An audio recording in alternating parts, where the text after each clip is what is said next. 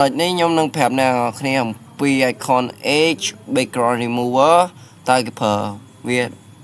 ទីណាអញ្ចឹងខ្ញុំមានជាមួយនឹង iMac មួយដូចជា iMac នេះ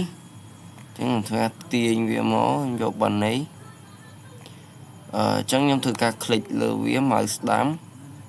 ហើយយើងចុចវា log in ហើយយើងយក background remove យើងធ្វើការคลิกលើហ្នឹងទៅហើយយើងធ្វើការ remove មកចុច remove background ហ្នឹងចាំបន្តិចនៅពេលដែលវាដំណើរការពេញវានឹងធ្វើការ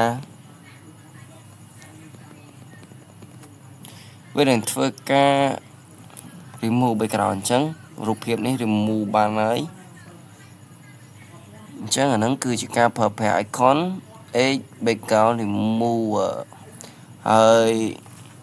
ឧទាហរណ៍ថាខ្ញុំហើយយើងមករៀនពី color អញ្ចឹងខ្ញុំមាន shape មួយខ្ញុំមាន shape នេះមួយនៅពេលដែលយើងដាក់ពណ៌នេះមើលទៅ color នេះយើងធ្វើការคลิกនៅត្រង់នេះវាចេញ A2 ដងមានន័យថាពណ៌អាចមើលបានអាចទូយកបានប៉ុន្តែនៅពេលដែលវាចេញពណ៌នេះមានន័យថានៅកន្លែងនេះវាចេញ A លឹងតិច2ដងនេះមានថាពណ៌អាចប្រើប្រាស់បាននៅកន្លែងនេះឲ្យតែពណ៌អញ្ចឹងនៅពេលដល់កន្លែងនេះវាក្រហមពេកកន្លែងនេះវានឹងបង្ហាញយើងថាអត់អាចប្រើបានទេអញ្ចឹងខ្ញុំនឹងប្រាប់អ្នកគ្នាពី color មួយ plugin មួយឈ្មោះថា color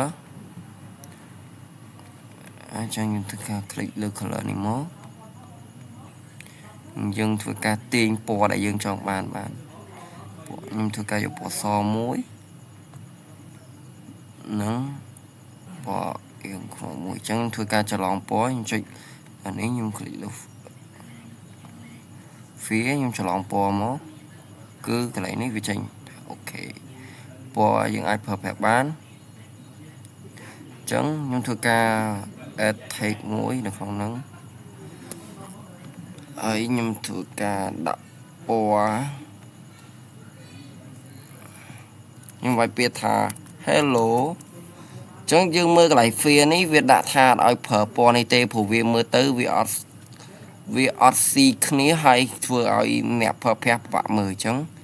យើងរើពណ៌ដែលគេបានប្រាប់យើងមកគឺគ្រាន់តែយើងអញ្ចឹងឧទាហរណ៍ថាយើងคลิกអញ្ចឹងយើងច្រឡំពណ៌មកអញ្ចឹងនៅកន្លែងនេះវានឹងចេញអក្សរ A 2ដងហើយ text នៅក្នុងនោះមានដក A 3ដងទៀតទៅល្អតែខ្ញុំមិនដឹងថានៅត្រង់ណាមាន A 3ដងនេះ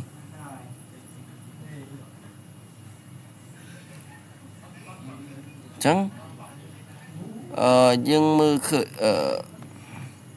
ធ្វើឲ្យ user គាត់មានអារម្មណ៍ថាគាត់ស្រួលមើលមែនតើហ្មងសម្រាប់